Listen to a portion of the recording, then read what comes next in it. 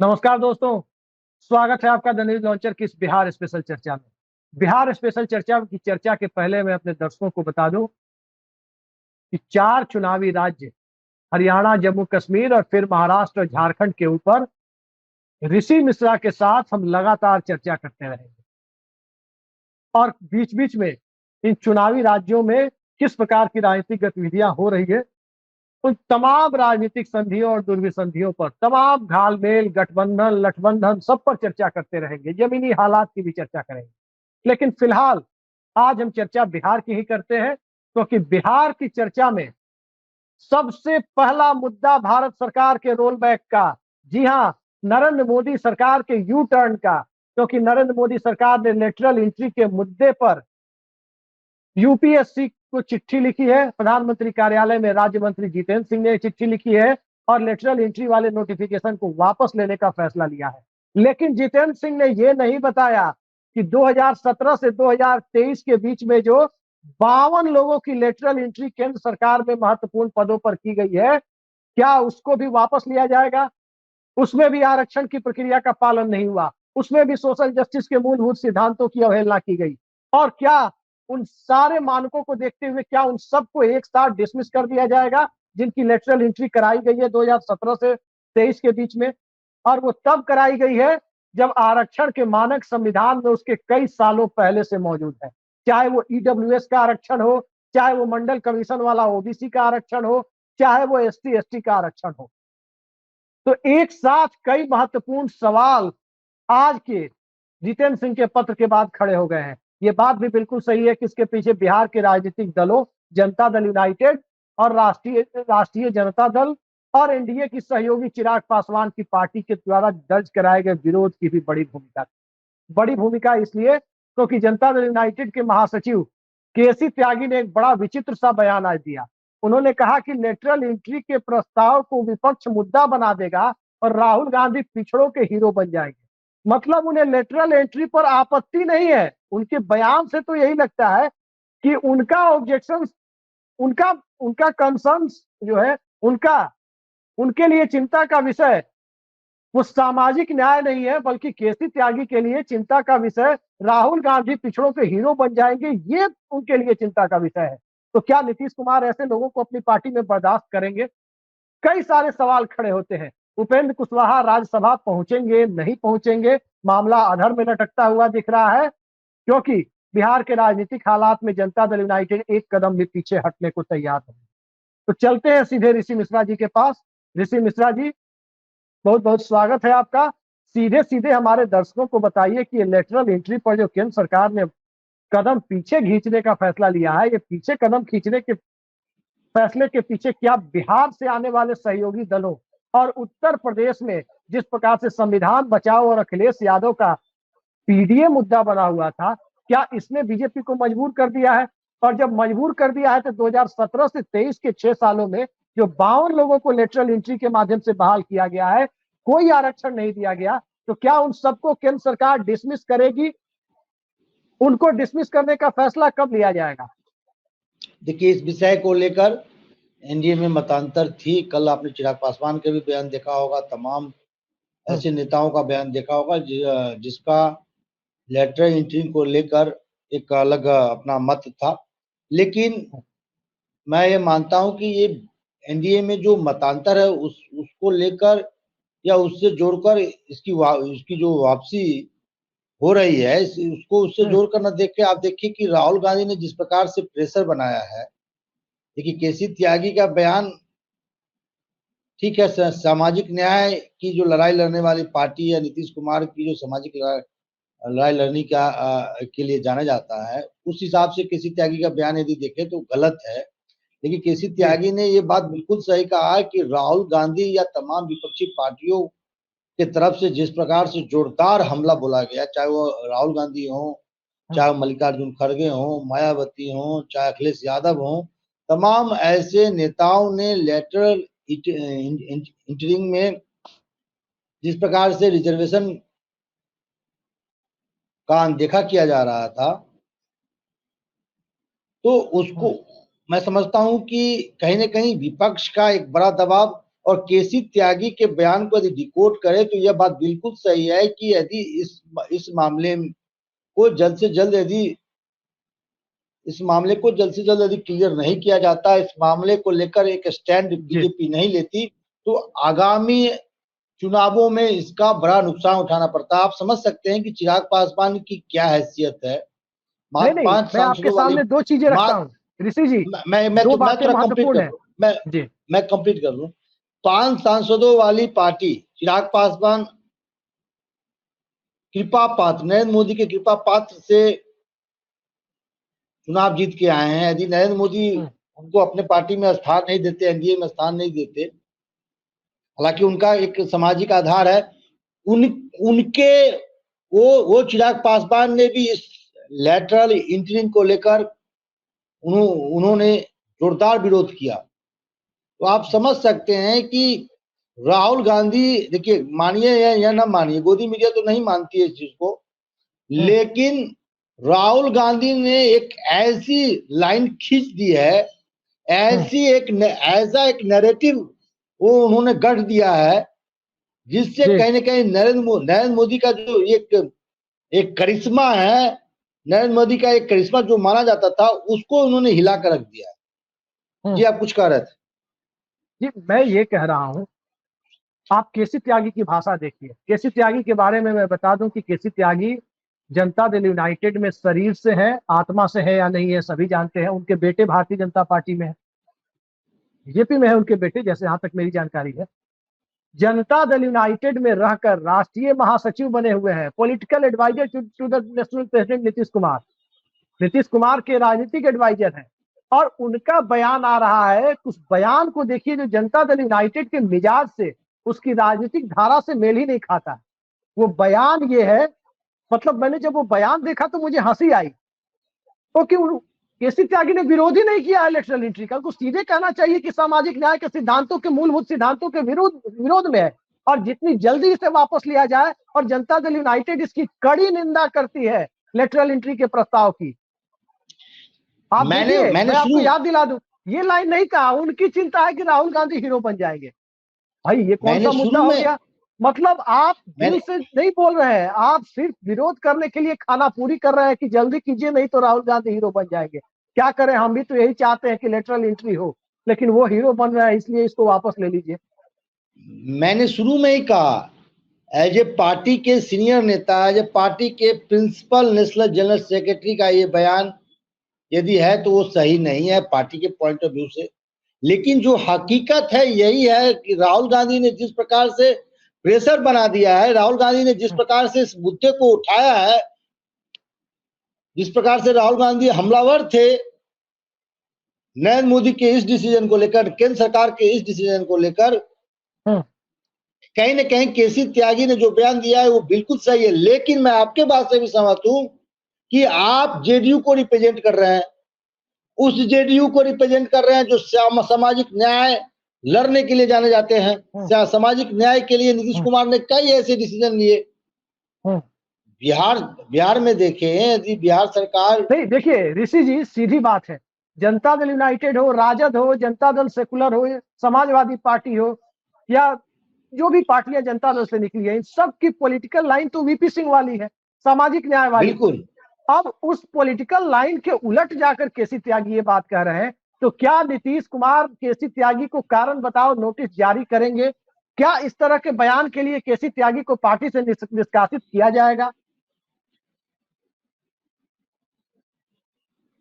जी देखिए, एक बात तो ये मानना होगा, अब केसी त्यागी पे क्या पार्टी एक्शन लेती है, लेकिन यदि ऐसे बयान यदि जेडीयू की तरफ से आते हैं और यदि भविष्य में भी इस प्रकार का बयान आता है, तो कहीं ना कहीं आप पार्टी को डिफेंड नहीं कर रहे हैं, पार्टी को नुकसान पहुंचा रहे हैं।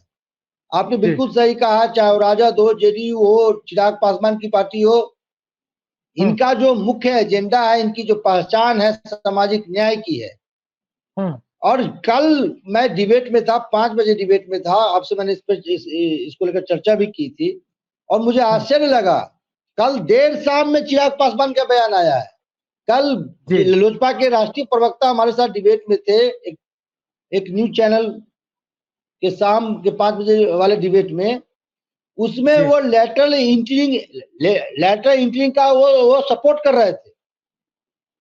लोजपा के प्रवक्ता जो है, स्पोक पर्सन है, लेटरल इंटरिंग की सपोर्ट कर रहे थे। मुझे आश्चर्य लग रहा था कि ये चिराग पासवान के पार्टी है के प्रवक्ता है और इस प्रकार का इनका स्टैंड है। लेकिन जब देर शाम 7 बजे जब चिराग पासवान 7 से 8 के बीच में चिराग पासवान का बयान आया कि केंद्र सरकार के इस डिसीजन का हम विरोध करते हैं, जी, राजद का भी स्टैंड क्लियर है, बाद चिराग पासवान के बाद लोजपा का भी स्टैंड क्लियर है। लेकिन जेडीयू के प्रिंसिपल नेशनल जनरल सेक्रेटरी ने, मुख्य प्रधान राष्ट्रीय महासचिव और मुख्य प्रवक्ता का इस प्रकार का बयान आता है, तो कहीं ना कहीं वो प्रवक्ता जो है पार्टी को डिफेंड न करते हुए पार्टी को नुकसान पहुंचाने का काम कर रहे हैं। और बीजेपी को भी लगा यदि इस पे गाए बगाए यदि जल्द से जल्द स्टैंड अपना नहीं लिया जाएगा, प्रॉपर स्टैंड नहीं लेती है बीजेपी, तो इसका नुकसान बीजेपी को उठाना पड़ेगा। अभी देखिए 70,000 के आसपास टीचरों का जो बहाली हुआ है उत्तर प्रदेश में, जिसमें रिजर्वेशन का जिस प्रकार से घालमेल किया गया है, उसके बाद लेटरल इंटरिंग वाली बात, और ऐसे ही कांग्रेस ये आरोप लगाती रही है कि ये 400 पार का नारा इसलिए दे रहे थे ताकि इनको संविधान में छेड़छाड़ करना था, रिजर्वेशन सिस्टम में छेड़छाड़ करना था। और ये आरोप कहीं ना कहीं जो नतीजे आए हैं उससे ये रिफ्लेक्ट होता है कि ये आरोप कहीं ना कहीं बीजेपी के साथ चिपका है। तो ऐसे स्टेप आप आगे ऐसे सुन लीजिए, एक ऐसे आरोप आप पे पहले से लगते रहे हैं और आपके जो डिसीजन है वो कहीं ना कहीं जो आरोप विपक्ष लगा रही है उसको कहीं ना कहीं सही साबित करती हुई दिख रही है। तो इसका नुकसान बीजेपी को उठाना पड़ेगा। पिछड़े अति पिछड़े दलित महादलित में ये मैसेज आ रही है कि बीजेपी उनके हक को मारना चाहती है, उनके हक को खा जाना चाहती है। और कहीं ना कहीं राहुल गांधी, देखिए शुरू में तमाम बड़े पत्रकार कि इस जमाने में राहुल गांधी का इस प्रकार का स्टैंड ओबीसी को लेकर, जातीय जनगणना को लेकर, लेकिन राहुल गांधी को मुझे लगता है कि एक बड़ा ब्रह्मास्त्र हाथ लग गया है, जिसका जवाब आप रामायण में महाभारत में भी देखते होंगे, जब ब्रह्मास्त्र चलता है तो उसका कोई विकल्प नहीं होता है। तो मुझे लगता है कि राहुल गांधी को और कांग्रेस को एक बड़ा ब्रह्मास्त्र हाथ लग गया है, जिसका जवाब नरेंद्र मोदी और भाजपा के जो बड़े रणनीतिकार हैं उनके पास नहीं है। समय बहुत बलवान होता है ऋषि जी। यही सामाजिक न्याय की राजनीति का ब्रह्मास्त्र विश्वनाथ प्रताप सिंह ने भी चला था। उस कैबिनेट में नीतीश कुमार भी राज्य मंत्री थे उनकी सरकार में, और उस ब्रह्मास्त्र का नतीजा ये हुआ कि कांग्रेस का सुपड़ा साफ हुआ, भाजपा विकलांग हो गई, भारतीय जनता पार्टी जो हिंदुत्व का एक छत्र राज इस देश में कायम करना चाहती थी उसको पलीता लग गया। विश्वनाथ प्रताप सिंह की खुद की राजनीति खत्म हो गई और ये देश 25 सालों के लिए एक बेहद सुखद अनुभूति लेने वाले एक ऐसे दौर में पहुंच गया जिसे हम गठबंधन युग कहते हैं। और उस गठबंधन युग में 7%, 8%, 9% के हिसाब से न्यूनतम साझा कार्यक्रम वाली सरकारों ने बहुत तरक्की के साथ इस देश की अर्थव्यवस्था को अपनी रफ्तार दी थी। ये बात तो सही है। फिर एक दलीय व्यवस्था की वापसी 2014 में हुई, फिर इस देश के विकास का पहिया रुकना शुरू हो गया 2014 से। आपने देखा होगा, मतलब 89 के पहले भी इस देश में धीमी ग्रोथ थी एक दलीय व्यवस्था में, और 2014 के बाद भी एक दलीय व्यवस्था में धीमी ग्रोथ थी इस देश की 14 से 24 तक। अब इस फाइनेंशियल ईयर में देखिए क्या होता है। लेकिन एक बात इसमें महत्वपूर्ण सवाल है ऋषि जी, एक सवाल इसमें यह उठता है कि क्या नरेंद्र मोदी की सरकार बिहार की राजनीतिक प्राथमिकताओं को लेकर, उत्तर प्रदेश की राजनीतिक प्राथमिकताओं को लेकर बहुत ही ज्यादा गंभीर है? एक नीतीश कुमार ने पहली चिंगारी लगाई, आप जानते हैं, जाति जनगणना कराया, आरक्षण बढ़ाने का फैसला किया, और उत्तर प्रदेश में अखिलेश यादव ने इसे पीडीए के नाम से लपक लिया। दलित समाज के बीच ये मैसेज संविधान बचाओ के रूप में चला गया जब प्रधानमंत्री की आर्थिक सलाहकार परिषद के अध्यक्ष विवेक देवराय ने एक अखबार में आर्टिकल लिखकर इस संविधान को बदलने की वकालत की। अब सवाल ये उठता है कि आज की तारीख में क्या नरेंद्र मोदी एक अकेला कितनों पर भारी, और कहा जाता था कुछ हो जाए बदलेंगे नहीं, अपना रुख कदम पीछे नहीं खींचेंगे, ये तो सीधे सीधे दुम दबाकर भागने जैसी स्थिति है। मतलब दुम दबाकर भागना एक मुहावरा है, उस मुहावरे को चरितार्थ करने वाली स्थिति है कि सरकार लेटरल एंट्री पर नोटिफिकेशन लेकर पीछे भाग रही है। क्या लगता है आपको, देखिए, नीतीश कुमार के समर्थन की कीमत चुका रहे हैं नरेंद्र मोदी? आप देखिए, आप इसको बिहार या नीतीश कुमार से जोड़कर मत देखिए, या आप इसे उत्तर प्रदेश और अखिलेश यादव से जोड़कर मत देखिए। तमाम यदि पूरे देश के डेमोग्राफी को देखेंगे, हिंदुस्तान के डेमोग्राफी को देखेंगे, कास्ट इक्वेशन को देखेंगे, तो जिनकी बात राहुल गांधी या तमाम विपक्षी पार्टी कर रहे हैं, उनका लगभग 80%, 75 से 80% आबादी है। और इन 75% 75 से 80% आबादी वाली जनसंख्या को यदि आप दरकिनार करके राजनीति करेंगे, जैसे मैं बार बार कहता हूं कि बहुसंख्यक के सेंटिमेंट को छेड़कर यदि आप राजनीति करेंगे तो हिंदुस्तान में राजनीति नहीं कर सकते जी। और कांग्रेस ने या तमाम विपक्षी पार्टी ने बीजेपी के जो सबसे टेस्टेड फॉर्मूला था, सांस्कृतिक राष्ट्रवाद और हिंदुत्व, उसका तोड़ कहीं न कहीं निकाल लिया है। कुछ हद तक सफल भी होते हुए दिख रही है। सामाजिक न्याय और सामाजिक न्याय का नारा जैसे जैसे और मजबूत होगा, बीजेपी वैसे वैसे कमजोर होती चली जाएगी। सिर्फ बिहार उत्तर प्रदेश से जोड़कर मत देखिए। क्या मध्य प्रदेश में ओबीसी, दलित और महादलितों की आबादी कितनी है ये आपको मालूम नहीं है? राजस्थान में देख लीजिए, तमाम ऐसे राज्यों में देखिए, और ये मैसेज बहुत तेजी से कन्वे हो रहा है कि बीजेपी इनके जो रिजर्वेशन का जो एक हक है उसको खत्म करना चाहती है। जी। आप देखिए ना, आप चिराग पासवान के बयान यूं ही नहीं आया है। चिराग पासवान देख रहे हैं कि जो उनके राजनीति का जो आधार है वही खत्म हो जाएगा यदि इस पे हम अपना स्टैंड क्लियर नहीं करेंगे, तो एक प्रॉपर स्टैंड नहीं लेंगे, तो मेरा जो आधार है, आज लोजपा का आधार क्या है? 6% पासवान वोट जी। और पासवान समाज में भी लोग अब बहुत पढ़े लिखे लोग हैं, बहुत ही कॉन्शियस लोग हैं। वो समझते हैं कि उनका अधिकार कौन खा रहा है, कौन उनके अधिकार के लिए लड़ रहा है और कौन उनके नाम पे सत्ता भोग रहा है। जी। आप देखिए कि हम लोगों ने कल 2-3 दिनों से अभियान चलाया था मुजफ्फरपुर के पारू में जो घटना हुई है, आज जाके चिराग पासवान के बहनों आज उस परिवार से शायद मिलने गए थे। तो मीडिया यदि अपने ढंग से काम करे अभिषेक जी, तो बड़े बड़े वो पसीने ला देते हैं। हम लोगों ने जिस प्रकार से मुजफ्फरपुर में दलित बच्ची के साथ जो घटना हुई थी उसको लेकर जो स्टैंड लिया, आज देखिए उसके बाद तमाम लोग आज वहां गए हैं और वहां गिरफ्तारी भी हुई है। जो मुख्य अभियुक्त है उसकी गिरफ्तारी भी हुई है। इसलिए मुजफ्फरपुर पुलिस को मैं धन्यवाद देना चाहता हूँ, वहां के एसएसपी राकेश कुमार को धन्यवाद देना चाहता हूँ। उन्होंने बहुत ही मशक्कत के बाद उस अपराधी की गिरफ्तारी अररिया से हुई है। सवाल ये उठता है, कल भी मैंने ये सवाल किया था उस डिबेट में कि तमाम पार्टी के नुमाइंदे यहाँ पे हैं, आप बता दीजिए ये दलित और ये ओबीसी की बात करते हैं, मुजफ्फरपुर में जो घटना हुई है उस घटना में इन तमाम पॉलिटिकल पार्टी के कौन कौन नेता गया है? किसी के पास जवाब नहीं थे। तो ये है देखिए, एक मैं बार बार कह रहा हूं कि राहुल गांधी, सवाल ये है, तेजस्वी यादव मुख्य विपक्षी दल के नेता हैं, आमतौर पर विपक्ष को ऐसे मुद्दों की तलाश होती है। तेजस्वी यादव खुद पटना से बमुश्किल 60-70 किलोमीटर की दूरी पर है। तेजस्वी यादव क्यों नहीं गए लालू छपरा गांव में? अब वहां कौन गए हैं मालूम है? राजद की तरफ से मुन्ना शुक्ला जी गए हैं। वहां के एक स्थानीय नेता है शंकर यादव गए। लेकिन तेजस्वी यादव का जो विधानसभा क्षेत्र है राघोपुर से पारू की दूरी चंद किलोमीटर की है। 50-60 किलोमीटर। दो तीन दिन पहले राघोपुर गए भी थे। क्या तेजस्वी यादव को नहीं जाना चाहिए था? चिराग पासवान को नहीं जाना चाहिए था? चिराग पासवान को पश्चिम बंगाल कोलकाता में हुए घटना को लेकर बयान देने का समय है। आपने बयान दिया, इसका मैं स्वागत करता हूँ। वहां भी जिस बच्ची के साथ हुआ है वो भी इस हिंदुस्तान की बेटी है।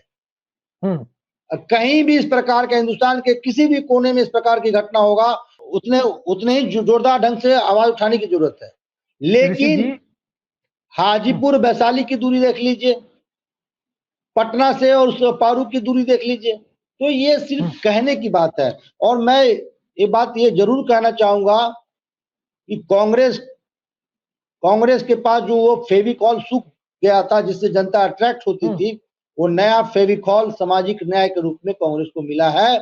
और जैसे जैसे कांग्रेस इस विषय को जोरदार ढंग से उठाएगी, वैसे वैसे बीजेपी कमजोर होती चली जाएगी। जी ऋषि जी, एक बात मुझे समझ में नहीं आती। तेजस्वी यादव पिछले विधानसभा चुनाव में जब पढ़ाई, कमाई, दवाई इस तरह के नैरेटिव के साथ सामने आए थे, मैं खुद उनका व्यक्तिगत रूप से बहुत बड़ा मुरीद हो गया था।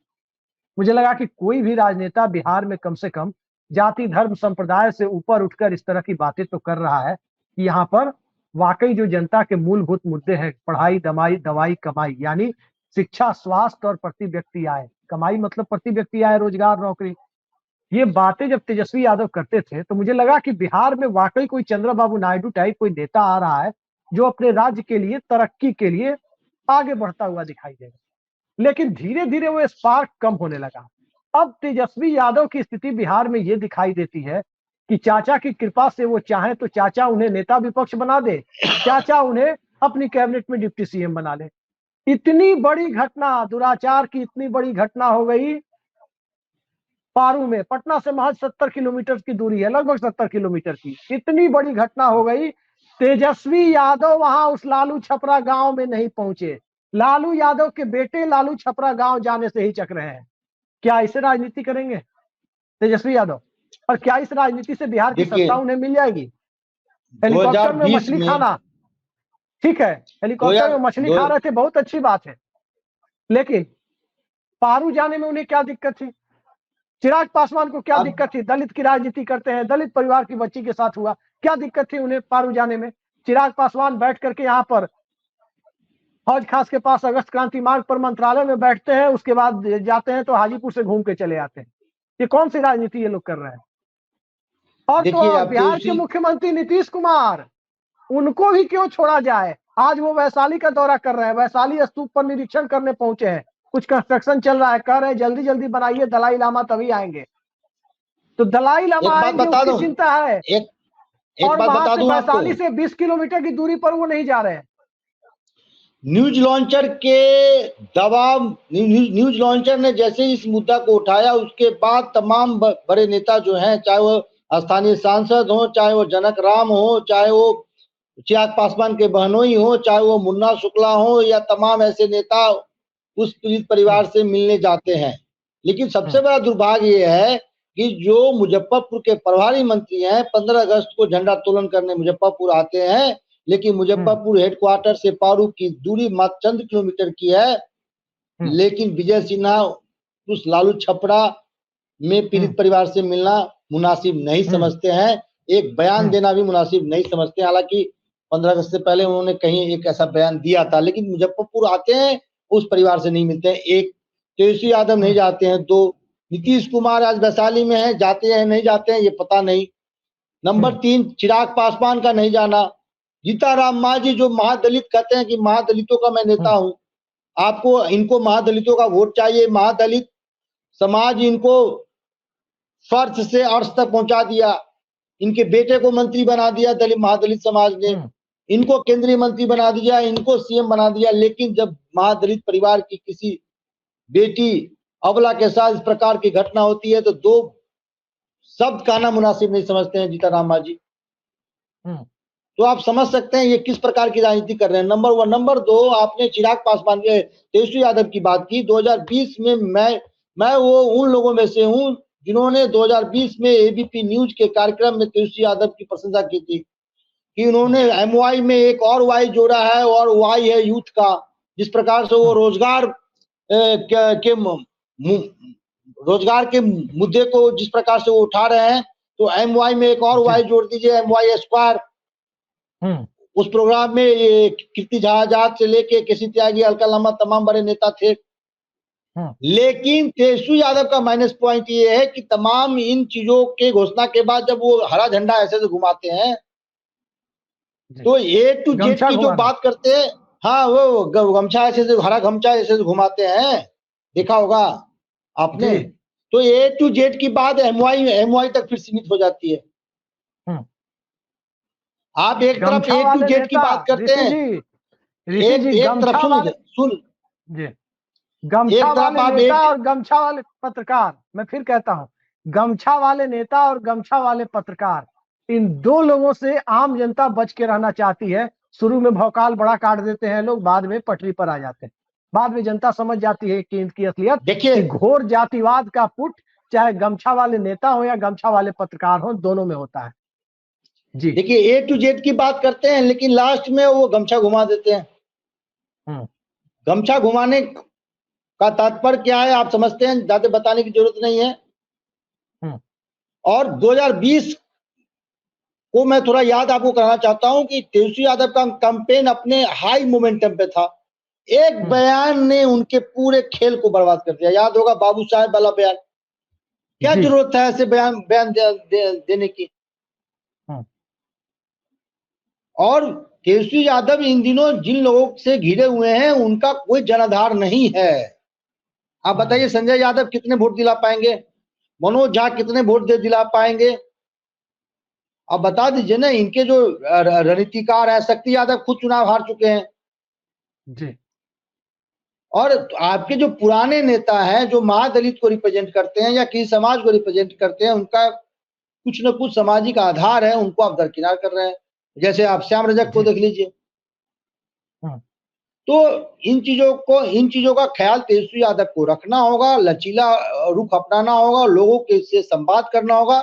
सिर्फ लोगों से संवाद सिर्फ जब यात्रा करते हैं उस समय नहीं, जब आपके घर पे लोग मिलने जाते हैं तो उतने ही दिल खोलकर स्वागत कीजिए लोगों का। जी। तो इन चीजों का ख्याल रखना होगा। ए टू जेड की बात करते हैं तो ए टू जेड की बात रिफ्लेक्ट भी होनी चाहिए। चलिए, आपने ए टू जेड की बात रिफ्लेक्ट करने की बात हुई, अब एनडीए के ए टू जेड पर आते हैं। उपेंद्र कुशवाहा का नामांकन की तारीख आज के बदले कल हो गई। कल उन्होंने खुद ट्वीट किया कि 20 की बजाय 21 को करूंगा। लेकिन अब जो खबर आ रही है कि क्या पता उपेंद्र कुशवाहा का नामांकन होगा भी या नहीं होगा, क्योंकि जनता दल यूनाइटेड ने साफ कर दिया है कि उसका कोई भी विधायक, अंदर खाने साफ किया है, खुल के नहीं बोला है कि कोई भी विधायक जेडीयू का तब तक उपेंद्र कुशवाहा का प्रस्तावक नहीं बनेगा जब तक दूसरी सीट जो 4 साल के लिए जिस पर का कार्यकाल बचा हुआ है, 4 साल के लिए उस पर सीट पर तो कोई सांसद बनेगा, वो सीट जनता दल यूनाइटेड को नहीं मिलेगी। देखिए मैंने कल भी कहा था। जी, अब इस मामले पर क्या लगता है? उपेंद्र कुशवाहा एक तरफ तो सिनेमा वाले के चक्कर में लोकसभा नहीं पहुंच पाए, एक बीच में सिनेमा वाले आकर के चुनाव लड़ गए थे निर्दलीय। किसके इशारे पे लड़े थे, कौन से लोग थे, सिनेमा वाले के ऊपर कौन सी पगड़ी हावी थी, वो सारी मैंने पहले भी जी मैंने पहले भी कहा था कि देखिए जैसे ही लोकसभा के नतीजे आते हैं उसके तुरंत बाद नीतीश कुमार के दबाव में सम्राट चौधरी ने ये बयान दिया था। हालांकि सम्राट चौधरी ऐसे ही बयान नहीं दिया होगा, उन्होंने पार्टी हाईकमान से जरूर कंसर्न किया होगा। लेकिन सबसे बड़ा सवाल है कि तत्कालीन पार्टी के अध्यक्ष सम्राट चौधरी ने उपेंद्र कुशवाहा की नाम की घोषणा उन्होंने की थी कि उपेंद्र कुशवाहा को राज्यसभा भेजा जाएगा। तो एक तीर से दो शिकार नीतीश कुमार ने किया। एक तरफ उपेंद्र कुशवाहा को उन्होंने राज्यसभा भेज दिया, वो भी बीजेपी के कोटा पे, और इसकी घोषणा किससे करवाते हैं? बीजेपी के तत्कालीन प्रदेश अध्यक्ष से। और नीतीश कुमार ये चाह रहे थे कि जो दूसरी सीट है वो जेडीयू के खाते में जाए और जेडीयू का कोई कार्यकर्ता राज्यसभा जाए। इस बात को लेकर पेच फंसी हुई है। बीजेपी चाहती है कि उपेंद्र कुशवाहा तो आप ही के नेता है, आप ही के कहने पे हम लोगों ने इसकी घोषणा की थी। तो जो दूसरा सीट है वो बीजेपी के खाते में जाए और बीजेपी चाहती है कि आरके सिंह यानी राजकुमार सिंह जो पूर्व केंद्रीय मंत्री हैं, जो आरा से इस बार चुनाव हार गए थे, उनको बीजेपी राज्यसभा पर भेजना चाहती है। जदयू से चर्चा है, सरयू राय को जदयू भेजना चाहती है। जेडीयू से सरयू राय का नाम करीब करीब तय है। तो आप तेजस्वी यादव को कह रहे हैं, अरे मालिक, आप तेजस्वी यादव को कह रहे हैं कि तेजस्वी यादव ने बाबू साहब वाला बयान दे दिया। यहाँ जदयू भी बाबू साहब को भेजना चाहती है, भाजपा भी बाबू साहब को भेजना चाहती है, और बाबू साहबों के चक्कर में पिस रहे हैं उपेंद्र कुशवाहा। ये कौन सी राजनीति हो रही है? यदि दिल्ली में अमित शाह चाणक्य हैं तो पटना के अचानक नीतीश कुमार हैं। नीतीश कुमार की उम्र को देखकर कई ऐसे पत्रकार समझते होंगे कि शेर बूढ़ा हो गया है, लेकिन शेर का शरीर बूढ़ा जरूर हो गया है, लेकिन दिमाग वैसे ही जवान है जी, ब्रेन वैसे ही जवान है।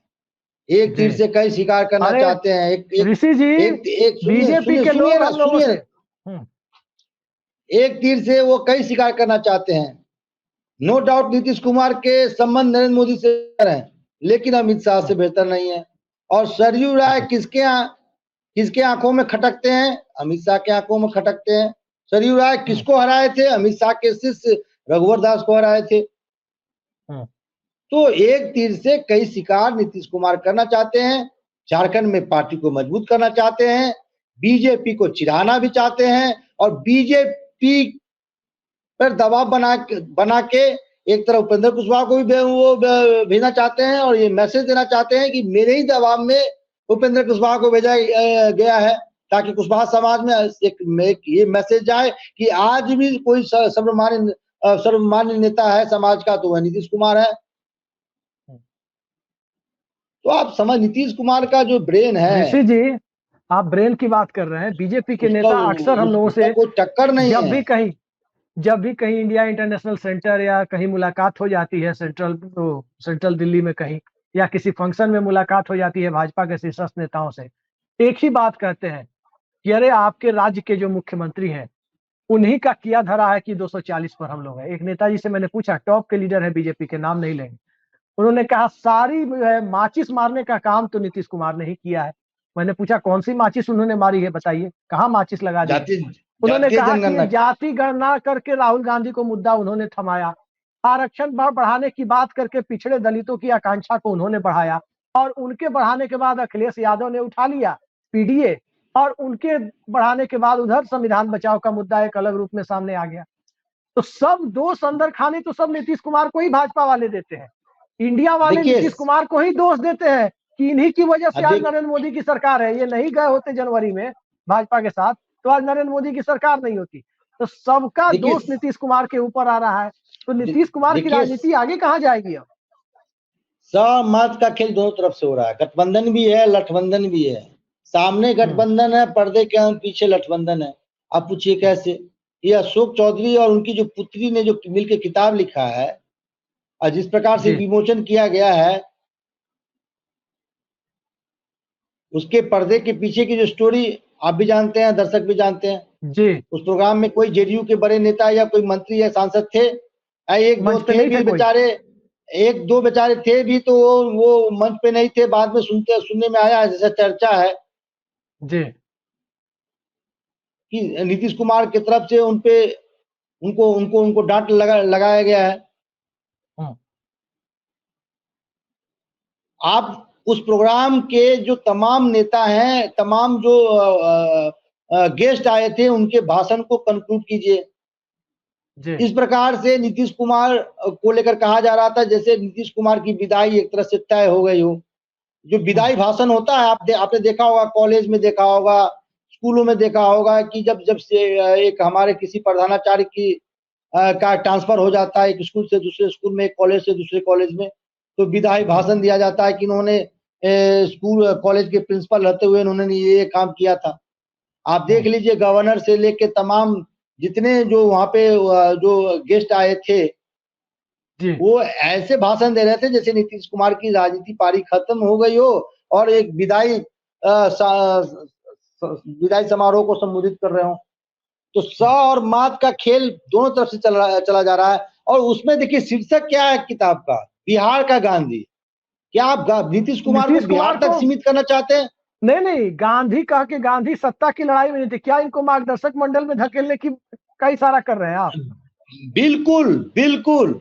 और अशोक चौधरी के इस डेवलपमेंट से नीतीश कुमार खासे नाराज है जी। मैं दावे के साथ कह रहा हूं, 100% तो मेरे पास एक कंफर्म खबर नहीं है, लेकिन दावे के साथ कह रहा हूं कि जो एक जमा खान और सुमित सिंह, और ऐसा चर्चा है कि देवेश चंद्र ठाकुर भी थे जी, उनके सामने में नाराजगी, एक तरह से पार्टी ने एक तरह से नाराजगी प्रकट की है कि आप किसके कहने पे वहां गए थे। क्या अशोक जी। चौधरी ने आपको इनवाइट किया था या प्रकाशक ने इनवाइट किया था? जी। तो स और मात का खेल, गठबंधन के पीछे लठबंधन भी हो रहा है, ये आप देख रहे हैं। स और मात का खेल लठबंधन हो खेला रहा जा है, रहा है। जैसे गठबंधन के आप पीछे शतरंज में लठबंधन हो देखते रहा है। होंगे, यदि आप ऊंट को आगे बढ़ाते हैं तो कोई अगला हाथी को बढ़ा देता है, आप हाथी को जी। बढ़ाते हैं तो कोई मंत्री को आगे बढ़ा देता है। स और मात का खेल आगे भी देखते रहिएगा, नहीं तो लेकिन ऋषि ये जी, खेल हो रहा है। ऋषि जी, ये आखिरी सवाल पर हम आ रहे हैं। सह और मात का जो खेल हो रहा है, नीतीश कुमार को मार्गदर्शक मंडल में शामिल नेता की तरह ट्रीट करने की कोशिश उन्हीं के लोग कर रहे हैं समारोह में जाकर के। अब सवाल ये उठता है कि 3 सितंबर के बाद बिहार की विधानसभा का क्या होगा, जब आपसी सहमति एक राज्यसभा सीट पर नहीं बन रही है। किताब के विमोचन में गठबंधन के भीतर का लठबंधन दिख जा रहा है। लेटरल एंट्री पर जेडीयू का जो रिजर्वेशन है, उस पर प्रधानमंत्री को रोल बैक करना पड़ रहा है। तो सवाल ये उठता है कि 3 सितंबर को जब राज्यसभा के उपचुनाव हो जाएंगे, उसके बाद बिहार की विधानसभा के ऊपर जो सवाल है कि नीतीश कुमार महाराष्ट्र के साथ चुनाव करा सकते हैं, क्या इस तरह से आपको लगता है कि दोनों दलों के बीच सहमति नहीं बनेगी तो चुनाव तो छोड़िए, ये गठबंधन भी आगे चलाना मुश्किल हो जाएगा? देखिए, एक बात तो माना होगा, लेटरल एंट्री वाले मामले में जेडीयू की तरफ से भी गलती हुई है। जेडीयू ने क्या कोई स्टैंड लिया था क्या? यदि ये घोषित तौर पे रोल नहीं बैक लिया हुआ था। है, रोल बैक हुआ उसके बाद ही केसी त्यागी ने बयान दिया ना। नहीं, क्या उससे पहले उसके पहले इससे पहले क्या उससे पहले कोई जेडीयू के केसी त्यागी को दिल्ली एनसीआर का नेता माना जाता है? जी। मैं जेडीयू का नेता नहीं मानता हूँ। हाँ, दिल्ली में एक ऐसा नेता है जो तमाम डेवलपमेंट को देखते हैं। क्या जेडीयू के तरफ से विजय चौधरी या तमाम में से किसी नेता का बयान आया था, नीतीश कुमार का बयान आया था? नहीं आया था। तो ये कहीं ना कहीं मुझे राजनीतिक चूक देखती है जेडीयू की तरफ से। दूसरी तरफ आपने एक फिल्म देखा होगा, ओ माई गॉड।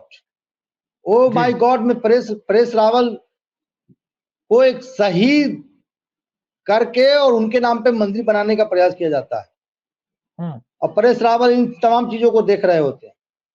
जी।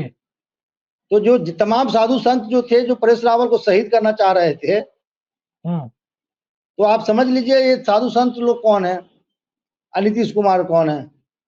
तो नीतीश कुमार ये समझते हैं कि ये हमें शहीद करना चाहते हैं, और शहीद करने में जिसको ये शहीद करना चाहते हैं उनके नजर में बने रहना भी चाहते हैं कि भाई हम सबसे बड़े वफादार हम ही हैं, और आपके जाने के बाद मैं ही उत्तराधिकारी हूँ। ऋषि जी, एक चीज इसमें लगे हाथ बता दी, हम तो कार्यक्रम खत्म कर रहे थे, लेकिन एक सवाल, ये जो बिहार में घूम रहे हैं प्रशांत किशोर, जगदानंद सिंह के शब्दों में प्रशांत किशोर पांडे, और उनकी जन सुराज जो उनका यात्रा चल रहा है, नई पार्टी आ रही है, लेटरल एंट्री पर उनका भी कोई मंतव्य सामने नहीं आया है। प्रशांत किशोर कौन सी राजनीति कर रहे हैं कि इतने बड़े मुद्दे पर चुप है? आप कोई पत्रकार पूछा नहीं होगा, अब देख रहे हैं कि नहीं पूछे तो भाई इससे बचना ही ठीक है।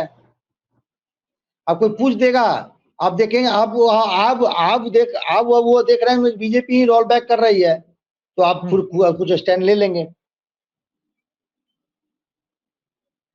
आप बोल देंगे कि नहीं, देर आए दुरुस्त आए, गलती सुधार ली है, इसी टाइप का कुछ बोल देंगे।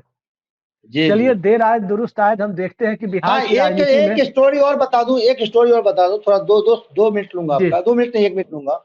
चंपई सोरेन के जो एपिसोड हुआ है उसमें शुभेंदु अधिकारी का एक बड़ा रोल रहा है, और चंपई सोरेन दिल्ली जाने से पहले कलकत्ता जाते हैं, और तमाम जो ये डेवलपमेंट हो रहे हैं झारखंड में उसमें शुभेंदु अधिकारी का बड़ा रोल है।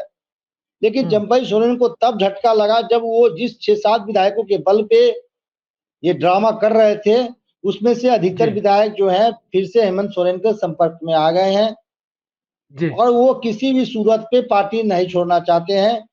और यही कारण है कि जो दिल्ली में चंपई सोरेन को भाजपा में दिल्ली जाके शामिल होना था, वो प्रोग्राम कुछ समय के लिए पोस्टपोन्ड हो गया है। मतलब ऑपरेशन लोटस विफल हो गया है। बिल्कुल भाजपा शुभेंदु अधिकारी के माध्यम से झारखंड सरकार को डी-एस्टैब्लिश करना चाह रही थी। जी ऋषि जी, वैसे भी 11 मई 2023 को चंद्रचूड़ साहब ने जो फैसला दे दिया, ऑपरेशन लोटस इतना आसान नहीं रह गया।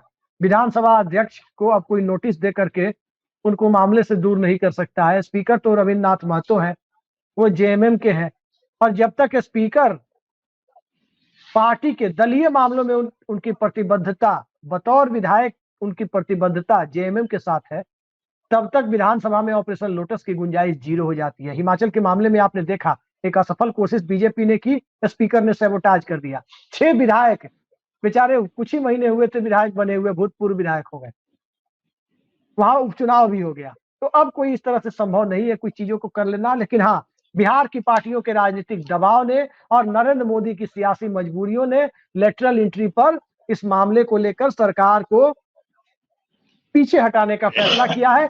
आश्चर्य ऋषि जी इस बात पर हो रहा था, चलते चलते एक बात बता दूं, दिलीप मंडल और कुछ सो कॉल्ड इंटेलेक्चुअल जो सोशल मीडिया में दिखते हैं, वो लोग लेटरल एंट्री पर कह रहे हैं कि जब मनमोहन सिंह को लेट 70s में या अर्ली 80s में जब उन्हें बनाया गया था, वित्त मंत्रालय में लाया गया था, पहली बात यह है कि पहले ठीक से जाके पढ़ ले, मनमोहन सिंह 1983 में वित्त सचिव बने थे, सोशल मीडिया में चल रहा है 76 में। मनमोहन सिंह को पहली बार पीएन हक्सर ने 1973 में ललित नारायण मिश्र जो विदेश व्यापार मंत्री थे, उनके मंत्रालय में एडिशनल सेक्रेटरी के तौर पर तैनात किया था, पहली बात।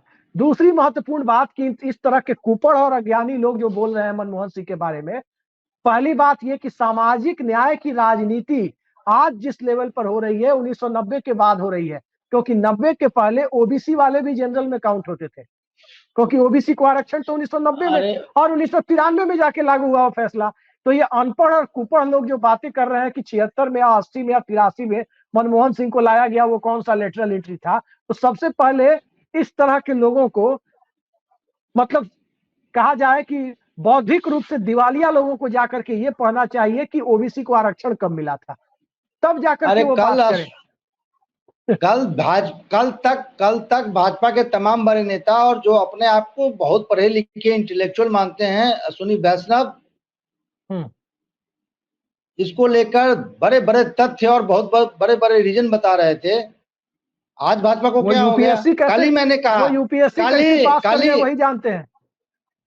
कल ही मैंने न्यूज एंकर को कहा कि राहुल गांधी ने पॉलिटिकली फ्रेम कर दिया है बीजेपी को, और देख लीजिएगा इनको पीछे हटना ही पड़ेगा जी। और देखिए, कल कहा मैं हो गया, मैं भी ब्रह्मा जी का अवतार हूँ, नॉन बायोलॉजिकल मैं भी हूँ। देखिए कल मैं कहा और आज हो गया। अब इस तरह की बात आप कर रहे हैं, नॉन बायोलॉजिकल मैं भी हूँ, सोशल मीडिया पे आपकी ट्रोलिंग शुरू हो जाएगी। लेकिन फिलहाल अरे भैया, मैंने जो कहा वो हो गया, तो ब्रह्मा जी तो मैं भी हूँ ना। चलिए, मैं इससे इत्तेफाक नहीं रखता, लेकिन बड़ी बात यह है कि केंद्र सरकार ने देर आए दुरुस्त आए फैसला सही लिया है। लेकिन बड़ा सवाल यह है कि जिन 52 लोगों की पिछले 6 साल में लेटरल एंट्री हुई है, क्या उसमें सामाजिक न्याय की प्रक्रिया का पालन नहीं हुआ है? तो 52 लोग, क्योंकि भारत में 50% रिजर्वेशन, 60% रिजर्वेशन है SC ST OBC EBC को, SC ST OBC और EWS को, इकोनॉमी। तो क्या 52 लोग जो बहाल किए गए हैं, तो अब और तकरीबन 60-62 लोग बहाल किए जाएंगे, 60 लोग कम से कम रिजर्व कोटे के, पूरी तरह से रिजर्व कोटे के लेटरल एंट्री के तहत, ताकि वो बैलेंस बना रहे, या फिर उन 52 लोगों को एक साथ डिसमिस किया जाएगा? बड़ा महत्वपूर्ण सवाल है, देखते हैं सरकार इस पर क्या करती है। आज की बेहद सार्थक चर्चा में जुड़ने के लिए ऋषि जी आपने समय निकाला, बहुत बहुत धन्यवाद आपका। नमस्कार।